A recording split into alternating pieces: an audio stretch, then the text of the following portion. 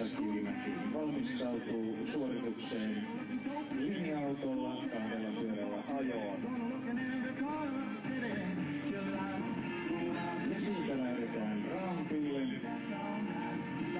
Pyörät nousevat sinne rampille ja auto 2 pyörälle. Löytyykö oikea linja? Sieltä taisi löytyä heti kättelyssä oikea balanssi.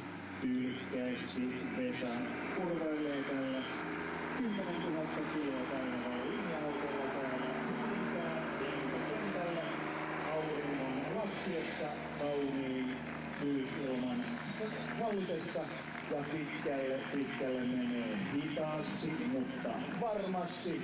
Tällaista ette ole varmasti koskaan aikaisemmin voineet kuvitellakaan näkevänne, mutta totta se on. Ainoa mies Euroopassa, joka tekee tällaista ohjelmaa, hän on täällä tänään.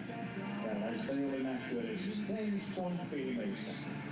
Hän on taitoajon maailman mestari, Crazy Vesa. Vesa Kivimäki! Crazy Vesa!